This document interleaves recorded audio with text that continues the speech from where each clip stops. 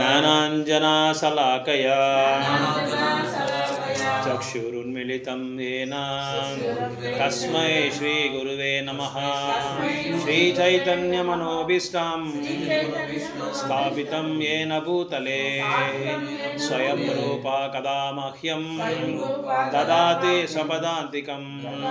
वन्देऽहं श्रीगुरो श्रीयुतपदकमलं श्रीगुरो श्रीयुतपदकमलं श्रीगुरून् वैष्णवांश्च श्रीरूपं साग्रजातं सहगणा रघुनाथान्वितं तं सजीवं साद्वैतं सावधूतं परिजनसहितं कृष्णचैतन्यदेवं श्रीराधाकृष्णपादान् सहगणा ललिता श्रीविशाखान्वितं च वाञ्छाकल्पतरुभ्यश्च कृपासिन्धुभ्य एव च पतितानां पावनेभ्यो वैष्णवेभ्यो नमो नमः।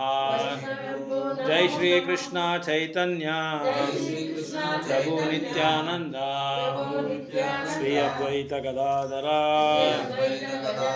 श्रीवासादि गौर भक्त वृंदा।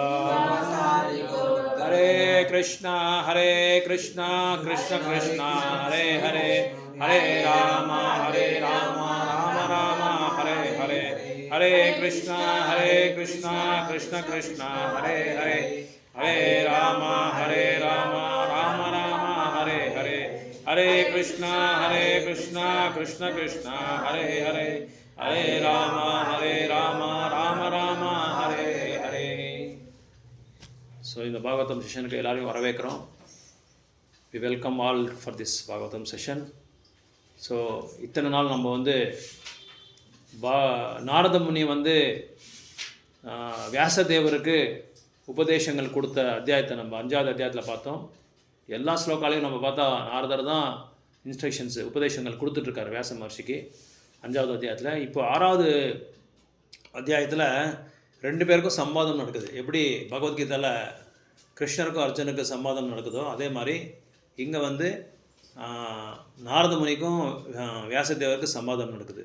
ஸோ வியாசதேவர் வந்து இங்கே நாரத முனி என்ன கான்வர்சேஷன் சொல்கிறாங்கன்னா, எதை பற்றி சொல்கிறாங்கன்னா, பக்தியோட முக்கியமான ஒரு நிலை என்ன, அந்த பக்தி அவர் எப்படியெல்லாம் முயற்சி பண்ணாரோ, எப்படி வந்து அவர் வந்து பரிபக்குவத்தை வந்து அடைஞ்சாரோ, ஸோ அவங்களோட தனிப்பட்ட வாழ்க்கையில் எப்பேற்பட்ட பக்தி சேவையை அவங்க வந்து தொடங்கினாருன்றது வந்து தொடங்கி அதை வந்து அவர் அடைஞ்சாருன்னு சொல்லி இங்கே வந்து எக்ஸாம்பிளாக உதாரணமாக வச்சு வியாசதேவருக்கு சொல்லிகிட்டு இருக்கார். ஸோ எக்ஸாம்பிள் வந்து ஏன்னா முக்கியமாக நம்ம பார்க்கலாம், ஜென்ரலாக வந்து ஒரு சீடர்கள் வந்து குருக்கிட்ட வந்து வகுப்பு வாங்கும்போது என்ன பண்ணுவாங்கன்னா, அவங்க ஆன்மீக குருவை பற்றி கேட்பார். குரு மகாராஜ், நீங்கள் எப்படி உங்கள் பக்தியை வந்து அடைஞ்சிங்க, எப்படியெல்லாம் நீங்கள் பக்தி சேவை செஞ்சீங்க, எப்படி வந்து உங்களுக்கு அந்த பக்குவம் கிடைச்சது. ஏன்னா எல்லாருக்குமே ஒரு குதூகலமாக இருக்கும், கேட்குறதுக்கே ஒரு ஆர்வமாக இருக்கும். குரு மகாராஜ் பார்த்தியா பெரிய உயர்ந்தமான நிலையில் இருக்கார், எல்லா வகுப்பு பற்றியும் வந்து நல்லா விளக்கத்தை கொடுக்குறாரு, அவங்க குரு மகாராஜ் கிட்ட நல்லா வந்து வகுப்பு வாங்கியிருக்காங்க, பணிவாக வந்து யாரையும் வந்து இது பண்ணாமல் குற்றம் சொல்லாமல் ஒரு சின்சியராக ஒரு சீரியஸாக தீவிரமாக வந்து செதறாமல் நல்ல ஒரு வகுப்பு வாங்கியிருக்காரு அவங்களோட குருநாதர்கிட்ட அப்படின்னு சொல்லி எல்லாருக்குமே ஒரு ஆர்வம் இருக்கும் அவங்க குரு மகாராஜ் கிட்ட கேட்குறதுக்கு. அவங்களோட குருக்கிட்ட எல்லாருமே கேட்பாங்க. இது பொதுவாகவே நீங்கள் ஸ்டுடியோவில் கூட பார்க்கலாம். யாராவது டிவோடிஸில் உட்காரும்போது கூட அந்த ஆங்கர்னா அவன் இன்டர்வியூ பண்ணுவான், கேட்பான், நீங்கள் எப்படி பக்திக்கு வந்தீங்க சொல்லி அவன் கேட்பான். ஃபஸ்ட்டு கொஷின் அதான் அவன் கேட்பான், எப்படி நீங்கள் பக்திக்கு வந்தீங்க, யார் மூலமாக அவங்களுக்கு வந்தீங்க, என்ன உங்களுக்கு டர்னிங் பாயிண்ட் என்ன, இதெல்லாம் நம்ம வந்து பார்த்துருப்போம் ஸ்டுடியோவில். நம்ம பார்த்துருப்போம், பக்தர்கள் பேசும்போதெல்லாம் நம்ம பார்த்துருப்போம் ஸ்டுடியோவில். அதே மாதிரி தான் இங்கே வியாசதேவர் வந்து நாரத முனியை கேட்குறாரு, நீங்கள் எப்படி பக்திக்கு வந்தீங்க, எப்படி உங்களுக்கு வந்து இந்த பக்தியை வந்து ஒரு பெரிய டர்னிங் பாயிண்ட் ஆச்சு, எந்த இடத்துல எந்த சூழ்நிலை வந்து உங்களை வந்து இது மாற்றிடுச்சு அப்படின்னு சொல்லி. ஏன்னா இப்போ நிறைய பேர் பார்க்கலாம், நீங்கள் ஐஐடி படித்தவங்க, எம்டெக் படித்தவங்க, எம்எஸ் வெளிநாட்டில் போய் படித்தவங்க, அப்புறம் வேலை செஞ்சுட்டு இருப்பாங்க, பல லட்சம் ஒரு வருஷத்துக்கு, மாதத்துக்கே 10 லட்சம்லாம் சேலரி வரும் அவங்களுக்கு. ஆனால் உடனே வந்து என்ன பண்ணுவாங்க, அதை வந்து ஸ்டாப் பண்ணி உடனே ஆன்மீகத்தோட பிளாட்ஃபார்முக்கு வந்துடுவாங்க, அந்த நிலைக்கு வந்துடுவாங்க. அந்த நிலைக்கு வந்து அவங்க வந்து சேஞ்ச் ஆகி முயற்சி எல்லாம் பண்ணி பக்தி தொண்டில் வந்துடுவாங்க. பக்தி தொண்டுக்கு வந்து அவங்க பெரிய ஒரு உன்னதமான ஒரு நிலையில் இருப்பாங்க. அதாவது வந்து உன்னதமான நிலைன்னா பௌதிகமாக நம்ம பார்க்கக்கூடாது. ஆன்மீகமாக வந்து 10 பேருக்கு வந்து அது வழிகாட்டுற அளவுக்கு வந்து ஒரு பெரிய குரு ஆகிடுவார். இதை தான் வியாசதேவர் வந்து கேட்குறாரு இவரை, யாரை வந்து நாரத முனியை. இந்த அத்தியாயத்தோட கான்செப்டே எப்படி என்னென்னா, மிஸ்டேக்ஸு, அதுக்கப்புறம் வந்து அவங்க பட்ட கஷ்டங்களை பற்றி நாரத முனி வந்து வியாசதேவருக்கு சொல்கிறாங்க. இதுதான் இது மெயின் டாபிக். இது மேலே தான் நீங்கள் ஃபோக்கஸ் பண்ணணும். அதாவது ஒரு உண்மையான பக்தர், ஒரு தூய்மையான பக்தர் வந்து அவங்க பண்ண அந்த தவறுகளை வந்து யாருமே சொல்லாமல் இருக்க மாட்டாங்க. உடனே அது வந்து சொல்லுவாங்க. ஏன்னா அது மறைக்க வைக்கிற ஒரு இயற்கை அவங்களுக்கு கிடையாது. எக்ஸாம்பிள் பாருங்கள், பாகவதம் ரெக்கார்ட் ஆகிருக்கு. வியாசதேவரே வந்து நம்ம பின்னாடி இதில் அத்தியாயத்தில் படித்தோம். நான் வந்து தப்பு பண்ணிட்டேன், நான் எழுதுனது வந்து எனக்கு பிடிக்கல, அது வந்து எனக்கு சந்தோஷத்தை கொடுக்கலன்னு சொல்லி அவங்க ரெக்கார்ட் பண்ணியிருக்காங்க. வியாசதேவரே எழுதுனது. அவர் நினச்சிருந்தா அந்த இதை வந்து டெலீட் பண்ணியிருக்கலாம். அவங்க டெலீட் பண்ணிவிட்டு அவங்க மேலே தவறு இல்லாமல் நான் எழுதியிருக்கேன்னு சொல்லி அவர் வந்து நினச்சிருக்கலாம். ஆனால் அவரை ரெக்கார்ட் பண்ணி பாகவதம்லேயே அதை வந்து பதவி பண்ணியிருக்காங்க. நான் பண்ணது தப்பு, நான் சரியாக வந்து புருஷார்த்தங்களை மட்டும்தான் நான் வந்து விளக்கத்தை கொடுத்தேன். புருஷார்த்தங்கள் 4 புருஷார்த்தங்கள். என்னது? தர்மா, அர்த்தா, காம, மோக்ஷா. இதை பற்றி தான் நான் விளக்கத்தை கொடுத்தனே தவிர பகவானை புகழ்கிறதோ இல்லை பகவானோட லீலைகளை பற்றி சொல்கிறதோ இல்லை கலியுகத்துக்கு தேவைப்பட்ட மக்களுக்கு தேவைப்பட்ட அந்த 6 கேள்விகள் கேட்பாங்க இல்லையா, நம்ம பார்த்தோம் ஃபஸ்ட்டு அத்தியாயத்தில். 6 questions by the sages சொல்லி இந்த 6 கேள்விகளை பற்றி எதுவுமே அவர் வந்து விளக்கத்தை கொடுக்கல. அதனால தான் நாரத முனி வந்து அவங்கள வந்து பாகவதம் எழுத சொன்னார். ஸோ அதனால் நம்ம உதாரணமாக நம்ம சொல்லணும். நான் லாஸ்ட் டைம் கூட சொல்லும்போது சொன்னேன், பிரச்சாரம் பண்ணும்போது எப்போ நம்மளை உதாரணத்தை நம்ம எடுக்கணும். அல்லது நம்ம பக்தர்கள், நம்ம தூய்மையான பக்தர்களை பற்றி, அவங்களோட குருமார்களை பற்றி. பிரபுபாத் கூட ஒரு தடவை என்ன பண்ணாருன்னா, தன்னோட குருநாதரை வந்து தேடி போனார் கௌடிய மட்டுக்கு. போகும்போது அப்போ கௌடிய மட்டு தான், இஸ்கான்லாம் கிடையாது அந்த 1966, பிஃபோர் 1960s. அப்போ போகும்போது எங்கே போனார், ஃபஸ்ட்டு போனோடனே அவங்க யாரை கேட்டாங்கன்னா, எங்கள் குரு எங்கன்னு சொல்லி தான் கேட்குறாரு. எங்கள் குருமராஜ் எங்கே போயிருக்காங்கன்னு சொன்னால், அப்போ அவர் ஒருத்தர் சொன்னார், குருமராஜ் வந்து விருந்தாவனத்தில் போஷா என்ற ஒரு இடத்துக்கு போயிருக்காரு, அந்த இடத்துக்கு போயிருக்கான்னு சொன்னால் உடனே என்ன பண்ணார், உடனே ட்ரெயினை பிடிச்சிட்டு நேராக போஷாக்கு போயிட்டார், விருந்தாவனத்துக்கு போயிட்டார். விருந்தாவனத்துக்கு போய் எங்கே குருமராஜ் இருக்கான்னு சொல்லி போய் தேடுறாரு. அப்போ குருமராஜ் கிட்ட போய் அவரை சந்தித்து அவர்கிட்ட உட்காந்து அவரெல்லாம் அந்த இது கேட்குறாரு, பாகவத்தை பற்றியெல்லாம் கேட்குறாரு. ஸோ அந்த மாதிரி ஒரு சீடருக்கு வந்து ஒரு ஆர்வம் இருக்கணும். அந்த செகண்ட் ஸ்லோக்கால் என்ன சொல்கிறாங்கன்னா, ஃபஸ்ட் ஸ்லோக்கால் இது என்ன சொல்கிறாங்கன்னா, தன்னோட பக்தியில் வந்து நாரத முனி வந்து எப்படி மாற்றத்தை கொண்டு வந்தாங்க, எப்படி வந்து பரிபக்கம் அடைஞ்சாங்க, எப்படி பக்தி வேதாந்தஸ்கிட்ட அவங்க வந்து அந்த இது ஸ்ரவணம் கீர்த்தனம் பண்ணாங்க, எப்படி தீட்சை வாங்கினாங்க. தீட்சை வாங்கின பிறகு, ஏன்னா தீட்சான்னா just beginning, it is only starting. Initiate அப்படின்னா கொஞ்சம் முன்னேற்றத்தை கொடுங்க அப்படின்னு சொல்லி நம்ம கேட்போம் இல்லை, இந்த ப்ரோக்ராம் பண்ணுறோம், இது கொஞ்சம் நீங்கள் முன்னாடி வாங்க அப்படின்னு சொல்லி சொல்கிறோம் இல்லையா, அதுதான் இனிஷியேஷன். நம்ம என்ன நினைக்கிறோம், இனிஷியேஷனே பெரிய தலைமையில சிம்மாசனம் வைக்கிற மாதிரி நம்மளுக்கு. எங்களுக்கு முன்னாடி அப்படி தான் ஒரு 20 வருஷம் முன்னாடி இனிஷியேஷன் வந்துருச்சுப்பா, எனக்கு தீட்சை வந்துருச்சு, குருக்கிட்ட பெரிய இது என்ன அது சிம்மாசனம் வந்த மாதிரி நம்மளுக்கு. ஆனால் இனிஷியேஷன் வந்து ஜஸ்ட் பிகினிங், அவ்வளோதான். அதுதான் பிராரம்ப திசையே அதுதான்.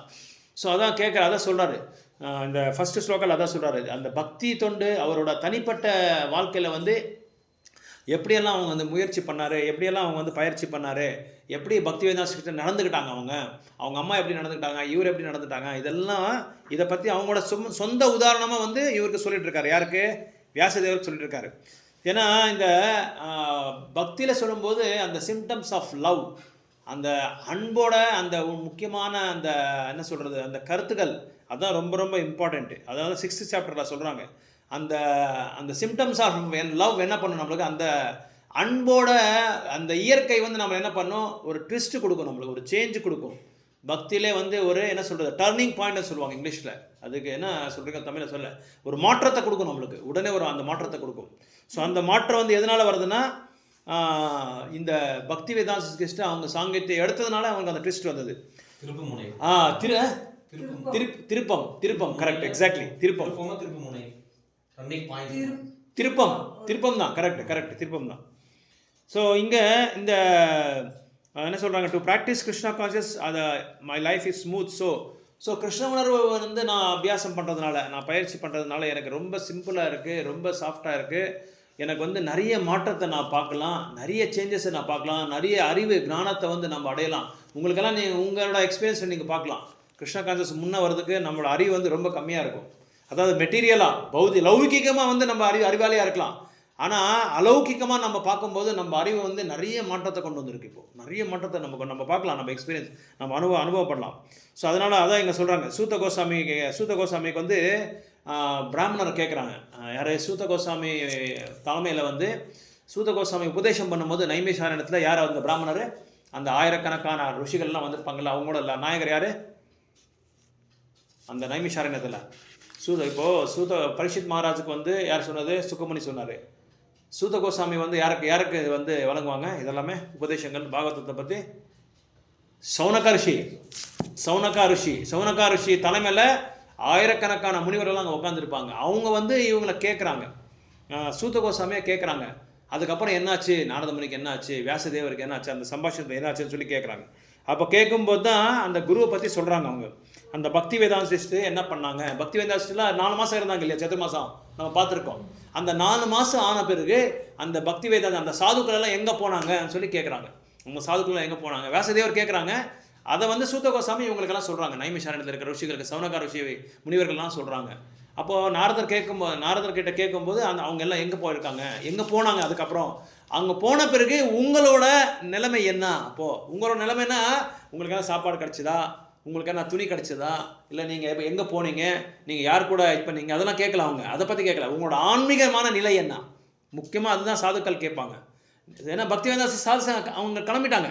அவங்களோட இது முடிஞ்சது. அவங்களோட என்ன சொல்கிறது, அவங்க இருக்க வேண்டிய அங்கே காலம் முடிஞ்சது. ஏன்னா 4 சதுர்மாசத்தில் சாதுக்கள் எல்லாமே வந்து ஒரு இடத்துல வந்து கும்மி கூடுவாங்க. அதெல்லாம் கும்பலாக வந்து ஒரு இடத்துல வந்து சேர்ந்துட்டு அங்கே வந்து இது பகவான் லீலைகளை பற்றி பேசுவாங்க, பக்தியை பற்றி பேசுவாங்க, பக்தியோட நிலையை பற்றி பேசுவாங்க.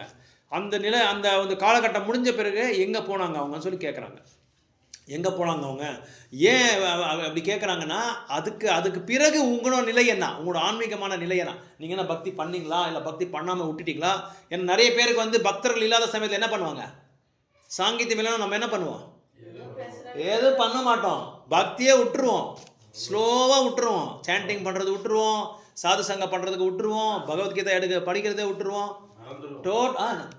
மறந்துடுவோம். காயை வந்து வேற இடத்துல நவுத்துருவோம், டோட்டலாக மறந்துடுவோம். அதனால தான் அது கேட்குறாரு வியாசதேவர், ஆர்வமாக கேட்குறாரு, என்ன ஆயிடுச்சு உங்களுக்கு அப்புறம்? ஏன்னா அவங்களுக்கு வியாசதேவருக்கு அந்த ஆர்வம் இருக்குது. இவங்க போன பிறகு நாரதர் ஏதாவது பக்தி பண்ணாமல் இருந்துட்டாரா அப்படின்னு சொல்லி கேட்குறாரு அவர். ஸோ அதனால் அது கேட்டதுக்கப்புறம் அவர் சொல்கிறாரு, அவங்கெல்லாம் போன பிறகு உங்களோட இது என்ன ஆச்சு? ஏன்னா நிறைய பேர் என்ன பண்ணாங்க, இவர்கிட்ட ராதநாத் மகாராஜ் கிட்ட ஒரு பக்தர் வந்துட்டு, மகாராஜ் நான் வந்து கல்யாணம் பண்ணிக்க போகிறேன், இது உண்மையாக நடந்தது. அதுக்கப்புறம் அவர் பக்தர் டிவோட்டி, பிஃபோர் மேரேஜ் வந்து பக்தராக இருந்தார். அதுக்கப்புறம் அவர் அப்படியா, சரி okay fine, very good very nice அப்படின்னு சொன்னார். அப்புறம் நீங்கள் கல்யாணம் என்னமோ பண்ணிக்கிறீங்க, okay good, well and good. அதுக்கப்புறம் என்ன பண்ண போகிறீங்க? இப்போ நான் கூட ஒரு 10 வருஷமாக ஒரு டிவோட்டியோட டச்சில் இருக்கிறேன். அவர் வந்து இன்னும் சாண்டிங் பண்ணுறதில்ல. ஆனால் பாகவதம் புத்தகம் மட்டும் வாங்கியிருக்காங்க, படிச்சுட்டு இருக்காங்க, நல்லா படிக்கிறாங்க பாகவதம். ஒரு தடவை படித்து முடிச்சிட்டாரு பாகவதம். அதுக்கப்புறம் சாண்டிங் பண்ணுறீங்களான்னா பண்ணுறதில்ல. இப்போது அவருக்கு ஒரு 1.5 year ஆச்சு கல்யாணம் ஆன பிறகு ஃபோனே பண்ணுறதில்ல, ஃபோன் பண்ணுறதை விட்டுட்டாங்க எனக்கு. அதுக்கப்புறம் ஒரு 6 மாதம் கழிச்சு எனக்கு ஃபோன் பண்ணுறாங்க. ஸோ அதுக்கப்புறம் அதுக்கு முன்னாடி ட்ரை பண்ணேன். ஆனால் அவர் எனக்கு தெரியும், அவர் ஃபோன் கல்யாணம் ஆனால் கண்டிப்பாக வந்து ஃபோன் பண்ண மாட்டாங்கன்னு தெரியும். அதுக்கப்புறம் ரொம்ப மாதத்துக்கு அப்புறம் தான் பண்ணுவாங்க. இப்போ கொஞ்சம் மறுபடியும் வந்திருக்காங்க, கொஞ்சம் வந்து, ஏன்னா அந்த பக்தி பண்ணுறது யாரையும் அதை வந்து லாஸ் ஆகுறதில்ல, நஷ்டமே ஆகுறதில்ல. ஸோ மறுபடியும் இப்போ வந்து கொஞ்சம் டச்சில் வராங்க. அடிக்கடி அவங்களுக்கு ஃப்ரீயாக இருக்கும்போது மட்டும்தான் அவங்க கால் பண்ணுவாங்க, அந்த மாதிரி. ஸோ அப்படி கேட்டாங்க மகாராஜ், கல்யாணம் ஆன பிறகு நீ என்ன பண்ண போகிற அப்படின்னு சொல்லி கேட்கும்போது, இல்லை மகாராஜ் நான் கண்டிப்பாக கோயிலுக்கு வரேன், நான் கண்டிப்பாக சாண்டிங் பண்ணுறேன், நான் பக்தரோட சாங்கத்தில் இருக்கிறேன். நீங்கள் எதுவும் பண்ண தேவையில்லை, பக்தரோட சாங்கத்தில் இருந்தால் போதும், ஆட்டோமேட்டிக்காக எல்லாம் நீங்கள் பண்ணுற சாதனை எல்லாமே கண்டினியூ ஆகிடும். ஸோ அதனால் இங்கே கேட்குறாங்க அந்த இதில் ஏன்னா நீங்கள் என்ன பரிபக்குவத்தை அடைஞ்சிங்களோ, வியாசதேவர் சொல்கிறார் நாரத முனிக்கு, நீங்கள் என்ன பரிபக்குவத்தை அடைஞ்சிங்களோ பக்தியில், அதே பரிபக்குவத்தை நானும் அடையணும். அதனால நான் வந்து உங்களோட அடிச்சோடுகளை வந்து நான் ஃபாலோ பண்ணுறேன், நான் வந்து ஆச்சரணை பண்ணுறேன் சொல்லி சொல்கிறாங்க. எக்ஸாம்பிள் பாருங்கள், பிரகலாத் மகாராஜ் என்ன பண்ணாங்க, பாகவதம் 7th கேண்டோவில் என்ன பண்ணாங்க, பிரகலாத் மகாராஜ் அந்த இடைவெளி டைமில் வந்து எல்லாருமே வந்து விளையாடுறதுக்கு போயிட்டாங்க. அப்போ பிரகலாத் மகாராஜ் என்ன பண்ணாங்க, எல்லாரையும் கூப்பிட்டுக்கிட்டு அவங்களுக்கு பாகவதத்தை பற்றி சொல்கிறாங்க. ஏன்னா பாகவதம் இவர் கேட்டிருக்காங்க. அவங்க நாரதமுனி சொல்லும் போதெல்லாம் கேட்டு நல்லா புரிஞ்சுக்கிட்டு அதை வந்து ஞாபகமாக வந்து இவங்களுக்கு சொல்கிறாங்க. எல்லாம் இவங்களுக்கு என்ன சொல்கிறாங்க, அவங்க ஃப்ரெண்ட்ஸ்க்கு எல்லாருமே, அவங்க ஃப்ரெண்ட்ஸ் எல்லாம் யாரும் எல்லாருமே பக்தர்கள் யாரும் கிடையாது, எல்லாமே அசுர பசங்க. ஒட்டை கையாது ஒட்டையில கேடியாது. ஸோ எல்லாமே அசுர பசங்க, இவங்க ராட்சச பசங்க. அவங்கக்கிட்ட இவங்க இதெல்லாம் சொல்கிறாங்க. அந்த ராட்சச பசங்களாம் இவங்ககிட்ட அரக்கனோட பையங்களாம் கேட்குறாங்க, எப்படி உனக்கு தெரியும் இதெல்லாம், இந்த பாகவதம் வந்தால் உனக்கு எப்படி தெரியும்னு சொல்லி கேட்குறாங்க. எப்படி உனக்கு எத்தனோ என்ன நீ வயிற்றில் இருக்கும்போது கேட்டது இப்போ எப்படி தெரியும் உனக்கு வந்து சொல்லுங்க. அதே மாதிரி இங்கே வியாசதேவனும் கேட்குறாரு, நாரதமுனி கிட்ட கேட்குறாரு, இது வந்து நீ பின்பிறவில எடுத்தது, பின்பிறவில வந்து நீ பண்ணது, இந்த இதெல்லாம் கேட்டது, இப்போ உனக்கு அது எல்லாமே எப்படி ஞாபகம் இருக்குது, எப்படி நீ மறுபடியும் அந்த பக்தியை செஞ்ச. ஏன்னா அது ஒரு எத்தனோ கல்பம் ஆயிடுச்சு. நாரதமுனியையும் வந்து தன்னோட பின்பிறவிக்கும் தன்னோட பிறவிக்கும் வந்து இப்போ ஒரு கல்பம் ஆயிடுச்சான் சொல்கிறாங்க. ஒரு கல்பனா பிரம்மாவோட ஒரு நாள் எத்தனை வருஷம், நிறைய தடவை சொல்லியிருக்கேன். பிரம்மாவோட ஒரு வருஷம், ஒரு நாள், அவரோட 24 hours வந்து எப்படி நம்ம யாராவது கேட்டால் எப்படி சொல்லலாம் நம்ம, 4 யுகங்களில் வந்து 1000ஆல் பெருக்கல் பண்ணால் அது வந்து பிரம்மாவோட பாதி நாள், அதாவது 12 மணி நேரம். அதை வந்து டபுள் பண்ணால் பிரம்மாவோட முழு நாள் 24 hours. ஒரு கல்பான்னா பிரம்மாவோட 24 hours. ஸோ இது வந்து 4 யுகங்கள். ஒரு யுகமே எவ்வளோ, எத்தனை வருஷம், கலியுகம் 4,32,000 இயர்ஸ். அதை டபுள் பண்ணால் திரேதா, அதை டபுள் பண்ணால் அது டபுள் பண்ணால் துவாபரா, அதை வந்து ட்ரிபிள் பண்ணால் திரேதா, அதை 3 times மல்டிப்ளை பண்ணால் இது சத்யுகா. இது வந்து 4 யுகங்கள் சேர்த்து ஒரு சத்துர்யுகான்னு சொல்லுவாங்க. ஒரு சத்துர்யுகா. இந்த சத்துர்யுகா வந்து 1000ஆல் பெருக்கல் பண்ணும். 1000ஆல் பெருக்கல் பண்ணால் எத்தனை 1000 லட்சக்கணக்கான யுகங்கள் இருக்குது. அந்த யுகங்கள் தான்னா தான் பிரம்மாவோட ஒரு நாள் வந்து கடந்து போகும். அப்படி இத்தனை கல்பம் ஆயிடுச்சு, இத்தனை யுகங்கள் ஆயிடுச்சு, உனக்கு எப்படி ஞாபகம் இருக்குன்னு சொல்லி சொல்கிறாங்க. அதுக்கு வந்து சொல்கிறாரு பிரபுபாதர் பர்போட்டில் சொல்கிறாரு, ஆன்மீகமான சொற்பொழிப்பாகட்டும், ஆன்மீகமான ஒரு பயிற்சி ஆகட்டும் என்றைக்குமே வந்து அலையாது. அது வந்து ஆத்மா மாதிரி, தூய்மையான ஆத்மா மாதிரி அது அப்படியே இருக்கும். ஆனால் பௌதிகமான ஒரு விஷயங்கள் எதாக இருந்தாலும் நம்ம வந்து ஈஸியாக மறந்துடுவோம், சரளமாக மறந்துடுவோம். ஆனால் ஆன்மீகமானது எப்படின்னா ஆத்மாவுக்கு சம்மந்தப்பட்டதுனால அது என்றைக்குமே நம்ம வந்து மறக்கவே முடியாது. இப்போ நம்ம வந்து தாமோதர ஆரத்தி பண்ணோம், நிறைய சின்ன குழந்தைங்கள்லாம் பண்ணி வச்சோம், நம்ம எல்லாருமே பண்ணி வச்சோம் எல்லாருக்கிட்டையும். அதெல்லாம் சர்வசாதாரணமாக வந்து குழந்தைங்களை மறக்க மாட்டாங்க. ஒரு டிவோட்டி உடுப்பில் இருந்தார். அந்த டிவோட்டி வந்து 10 வருஷமாக அவங்க அந்த கோயிலே இருந்தார். கோயில் பக்கத்துலேயே அவங்க வீடு, அவங்க அப்பா வந்து பூஜாரி. ஸோ 10 வருஷமாக கோயிலே இருந்திருக்கார் அவர். 10 வருஷமாக ஏதோ ஒன்று ஆரத்தி பண்ணுறதோ இல்லை இவங்க பக்தர்கிட்ட பேசுகிறதோ இதே மாதிரி நிறைய கேட்டிருக்கிறது, நிறைய சேவை செஞ்சுருக்காரு. இதெல்லாமே சம்ஸ்காராஸ், இதெல்லாமே. அதனால தான் சம்ஸ்காரா பண்ண சொல்கிறேன் நான். குழந்தை பிறந்தா ஒரு சம்ஸ்காரமும் நீங்கள் பண்ணால் அதெல்லாம் ரொம்ப ரொம்ப பியூரிஃபிகேட்டரி ப்ராசஸ். அது தூய்மை பண்ணுற ஒரு என்ன சொல்கிறது, ஒரு அறிகுறிகள். அது எல்லாமே அது பண்ண ஒரு நாள் இல்லாத ஒரு நாள் வந்து அவர் பக்தர் ஆகிடுவார் கண்டிப்பாக. அந்த விஷயம் தான் இப்போ சொல்லிட்டு இருக்கேன், உதாரணம் தான். ரொம்ப இது ரியல் நடந்தது. இவர் நடந்துட்டு என்ன பண்ணார், அதுக்கப்புறம் பாம்பேக்கு வந்துட்டார். பாம்பேக்கு வந்த பிறகு தெரியல, பாம்பே பற்றி எல்லாமே மறந்துட்டார், எதுவுமே ஞாபகம் இல்லை அவங்களுக்கு. ஏன்னா பாம்பேயில் படிக்க ஆரம்பிச்சிட்டாரு, காலேஜுக்கு போயிட்டார், ஃபஸ்ட் கிளாஸ் கிரிக்கெட் ஃபேன் ஆகிட்டார், சூப்பர் கிரிக்கெட் ஃபேன். எல்லாம் ஒரு ஐபிஎல் விடுறதில்ல, ஒரு டெஸ்ட் மேட்ச் விடுறதில்ல, ஒரு ஒன் டே மேட்ச் விடுறதில்ல, அந்த மாதிரி ஆகிட்டார். அப்புறம் பக்தி பண்ணுறதே விட்டார், கோயிலுக்கே போகிறதில்ல. அப்புறம் அவங்க அப்பா வந்து அடிக்கடி வந்து வெளியே சர்க்கஸுக்கு கூட்டிகிட்டு போயிடுறது, தெரியும் இல்லையா, சர்க்கஸுக்கு கூட்டிகிட்டு போகிறது. அப்புறம் வந்து சினிமா கூட்டிகிட்டு போகிறது. சினிமா கூட்டிகிட்டு போகல, ஏன்னா அவங்க பூஜாரியை வந்து சினிமா கூட்டிகிட்டு போகல. அப்புறம் ஒரு ice cream parlour, every week Sunday ice cream parlour கூட்டிகிட்டு போய் அங்கே ஐஸ்கிரீம் சாப்பிட வைப்பாங்க. அதெல்லாம் அவங்க பார்த்தா அவங்க நான் அப்படியே வருது. ஸோ அதெல்லாம் பார்த்துட்டு அதுக்கப்புறம் என்னாச்சு, ஏதோ ஃபார்ச்சுனேட்லி அதிருஷ்டவசமாக ஒரு பக்தர் வந்து அவரை வந்து நம்ம கோயில் கூப்பிட்டுருக்காரு, பாம்பே இஸ்கான் கோயில் கூப்பிட்டுருக்காரு. அங்கே போனவுடனே அங்கே உடுப்பியில் வந்து சில கிருஷ்ணனோட லீலைகள் பிக்சர்லாம் பார்த்துருக்காரு. அவர் 10 வருஷமாக பார்த்துருக்காரு, ஏன்னா அங்கேயே இருந்தார் இல்லையா. அதனால் அந்த லீலைகள் எல்லாமே உடனே பார்த்தோன்னே நான் வந்துருச்சு அவங்களுக்கு. யசோதா கிருஷ்ணா உடனே நான் வந்துருச்சு, பிரபுபாதனா நான் வந்துருச்சு, இதான் பிரம்மசமிதா ரைட், உடனே எல்லாமே நான் வந்துருச்சு அவங்களுக்கு. அந்த பழைய எத்தனோ வருஷமாக இருக்கு அவர். உடுப்பியில் வந்து பார்த்து அவர் அதெல்லாம் பார்த்து அதை மெமரியில் இருக்கிறதெல்லாம் மறந்துட்டாங்க. ஆனால் உடனே அதை பார்த்த உடனே, கோயிலில் போய் பார்த்த உடனே, நம்ம கோயில் எல்லாமே இருக்கு இல்லையா, லீலாஸ் எல்லாமே, பிரம்ம சமேதாரோட லீலா, அப்புறம் வந்து யசோதா கிருஷ்ணாவோட லீலா, கிருஷ்ணன் வந்து வாயை திறந்து இது பிரம்மாண்டத்தை காமிக்கிறது, இதெல்லாம் பார்த்து பார்த்து பார்த்து அவங்களுக்கு எல்லாமே ஞாபகம் வந்துருச்சு. அதுக்கப்புறம் மறுபடியும் தொடங்கிட்டாங்க பக்தி சேவை தொடங்கிட்டாங்க. நல்லா படிச்சுட்டு வேலைக்கு போயிட்டு எல்லாம் ஸ்டாப் பண்ணி கோயிலில் வந்து ஜாயின் ஆகிட்டார். இன்றைக்கி கூட பக்கா பிரம்மச்சாரி அவர், வேர்ல்டு வைடாக ப்ரீச்சிங் பண்ணிட்டு இருக்காரு. இப்போ இன்னைக்கு வந்துரு அந்த மாதிரி இல்லை. ஏன் சொல்கிறேன், நான் எதுக்காக சொல்கிறேன், வரதுக்காக நான் சொல்ல. அந்த பழைய நினைவுகள் இருக்குது பாருங்கள், ஆன்மீகமான நினைவுகள், முக்கியமாக ஆன்மீகமான நினைவுகள் எதாவது இருக்கோ, நம்ம என்னென்ன பண்ண வைக்கிறோமோ குழந்தைங்கள்கிட்ட, இந்த தாமோதர் ஆர்த்தி பண்ண வைக்கிறதோ, இல்லை அவங்ககிட்ட நீங்கள் மாதாஜி சொன்ன மாதிரி ஸ்லோகாவை சொல்கிறதோ. இப்போ பாருங்கள், நம்ம ஒசூரில் ஒரு பக்தர் வந்து ஒரு மாதாஜி 700 ஸ்லோகா 54 நிமிஷத்தில் சொல்லியிருக்காங்க, கின்னிஸ் அவார்ட் பண்ணியிருக்காங்க. மௌனிகான்னு சொல்லி ஒரு மாதாஜி, அந்த மாதாஜி வந்து ஒசூர் டிவோட்டி. அந்த மாதாஜி வந்து 54 நான் அனுப்பிச்சிருந்தேன், குரூப்பில் அனுப்பிச்சிருந்தேன். அது என்ன ஒரு உற்சாகத்தை கொடுத்துருக்காங்க. அவங்க அப்பா அம்மா 2 பேரும் டிவோட்டி, 2 பேரும் பக்தர்கள், பியூர், அதாவது பியூர் டிவோட்டியில் பக்தர்கள் அவங்க வந்து ஊக்கத்தை கொடுத்துருக்காங்க. மருமகளுக்கு ஊக்கம் கொடுத்துருக்காங்க, பொண்ணு கூட கிடையாது, மருமகளுக்கு கொடுத்துட்டு அவங்க கண்ணெல்லாம் கட்டிக்கிட்டு எல்லாமே சொல்லியிருக்காங்க. ஏன் சொல்கிறேன்னா, சின்ன வயசுலேயே வந்து அவங்க வந்து பக்தர் தான், அவங்க அப்பா அம்மாவும் பக்தர் தான். அவங்க அப்பா அம்மா பக்தரானதுனால அந்த வாசனை அவங்களுக்கு இருக்குது மறுபடியும்.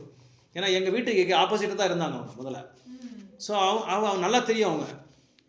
அதுக்கப்புறம் அவங்க சின்ன வயசுல இவங்க அப்பா அம்மா கோயிலுக்கு போகிறது, இவங்க அப்பா அம்மா வந்து இது ஆரத்தி பண்ணுறது, நைவேத்தியம் பண்ணுறது, இதெல்லாமே பார்த்து பார்த்து பார்த்து நல்லா அவங்களுக்கு வந்து இதாகிடுச்சு.